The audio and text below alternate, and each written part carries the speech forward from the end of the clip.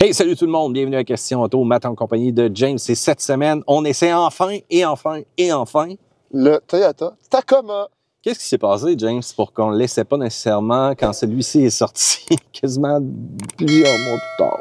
Mais je pense que pas tout le monde a été très gentil avec en l'essayant, Mathieu. Ouais. Sais-tu que les journalistes sont vraiment des destructeurs, Gozer le destructeur comme dans Ghostbusters, ou encore c'est vraiment qu'il y avait quelques petits problèmes de fiabilité? Mais écoute, je pense que c'est peut-être un mix des deux. On a par historique que les Tacoma, c'est pas les véhicules les mieux entretenus par les journalistes. Preuve vidéo à l'appui si vous faites un peu de recherche.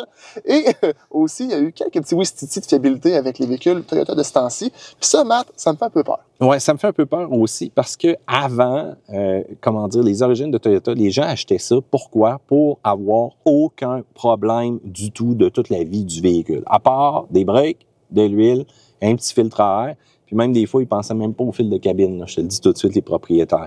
Et les propriétaires de tout ce qui est d'anciens Tacoma, je crois qu'ils ont roulé sans problématique. Ils peuvent battre ça. C'est le genre de véhicule que tu te ramasses dans le fin fond du bois à chasse, puis que tu n'as pas peur de revenir en te faisant manger par les loups. Puis niveau motorisation aussi, on a beaucoup d'hybrides dans la gamme Toyota maintenant. S'ils ne changent pas souvent leur véhicule, les petits problèmes de fiabilité, ça va ternir leur nom aussi, là. Exactement. Mais on sait quand même que le système de Toyota hybride était fiable au travers du temps. On se rappelle encore une fois les premières Prius. C'est un peu similaire, mais pas tout à fait similaire. Mais écoute, on conserve une technologie qui est quand même éprouvée fiable. Mais tu sais, je te le dis tout de suite, l'autre chose aussi qui rentre dans les dents, c'est le prix de ces véhicules-là. Mais ça, on vous en reparle un petit peu plus tard. Qu'est-ce que tu penses du style? Ben, il est beau, le véhicule. Moi, je l'aime bien. C'est sûr que plus il est équipé, mais plus il look aussi. Il y a juste la bavette en bas et aussi l'entrée d'air sur le capot en plastique. Quand on ferme le capot, là, on l'entend vibrer. C'est bizarre un peu. C'est des ajouts que Toyota a toujours fait au travers du temps. C'est pas nécessairement rien qui est fonctionnel, mais c'est quand même beau du côté apparence. Il faut dire qu'on a un modèle qui est TRD Sport. On n'a pas le modèle TRD hors route présentement qu'on essaie. J'ai une grande préférence pour tout ce qui est package TRD off-road. Pourquoi? Le différentiel arrière qui peut se verrouiller, les crawl mode qu'on a ramené aussi dans cette génération-là, et non seulement l'ajout du visuel, des caméras là qui peut te permettre d'aller encore plus loin en mode hors-route. Le côté TRD Sport est beaucoup plus réservé à quelqu'un qui va faire de la ville, qui va avoir un camion confortable, et surtout quand tu regardes les pneus de celui-ci, là, aïe, c'est pas les gros crampons, là.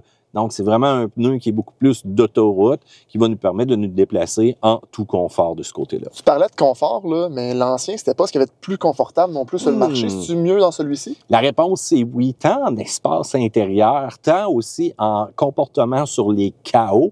Mais il faut dire qu'on a un peu moins de débattement de suspension parce que quand vous regardez celle-ci, elle est quand même très unique. Hein?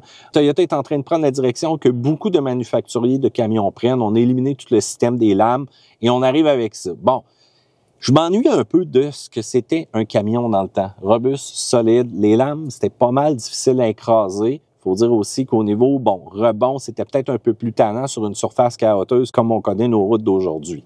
Mais bon, est-ce qu'on va s'ennuyer aussi du V6? Parce que ça, c'est un grand changement, là. On en a parlé, on s'en va vers un 4 cylindres turbo. Toi, James, t'en penses quoi? Ben moi, je pense que, je sais pas si tu te souviens de la vidéo qu'on a fait au Salon de l'Auto de Québec, où on disait que Toyota offrait tout. On avait du choix chez Toyota, puis j'ai l'impression qu'on perd tranquillement, pas vite, ce côté-là de choix parce que on mise beaucoup sur l'hybridation. Même le 4Runner s'est rendu hybride. Donc ça, je suis pas certain. Puis à long terme, tu l'as dit, la Prius, oui, c'était fiable, mais est-ce qu'avec tous les gadgets autour, on va garder cette fiabilité-là? Avec le Tundra, en tout cas, c'est pas parti pour être de même. Ouais. Et tu as totalement raison. Pourquoi? Parce qu'on se tourne vers de plus en plus de motorisation turbo-compressée chez Toyota. Et les turbos, c'est une pièce de plus, c'est de l'entretien de plus. Les propriétaires étaient habitués un petit peu des fois à faire même le minimum, je te dirais, avec la réputation de fiabilité. Est-ce que ça va être comme ça au travers du temps? Faisons dans notre calendrier, là, J plus 10 ans. Et on s'en reparle dans 10 ans si on est encore là pour faire des vidéos. Mais en attendant, on veut vos commentaires en dessous.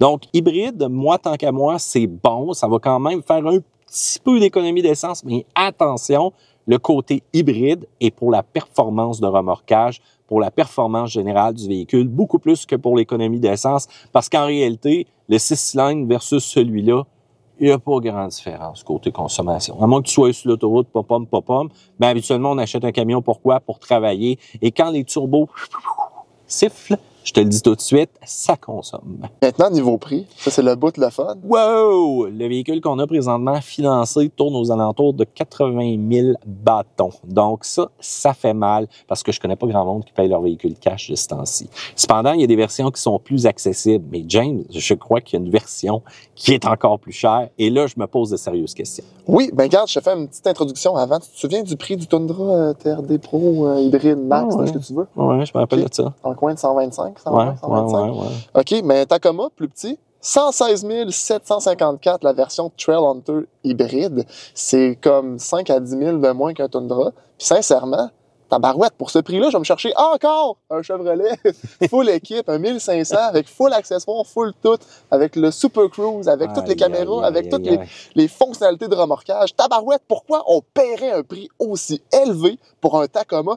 Puis en plus, je te répète, je suis même pas sûr de sa fiabilité. Des camions comme on a en ce moment, je suis plus sûr. J'attends juste de voir ça va ressembler à quoi dans l'avenir. Bon, en attendant, si tu doutes de la fiabilité, je te donne le bouton de volume du radio. Ça, c'est mon souvenir pour me convaincre que j'ai raison. C'est telos un petit peu présentement ici. C'est comme le Camry, hein, comme la vidéo qu'on a fait. Ah, merci James, la musique. Ben, j'essaie de remettre le bouton. C'est bon.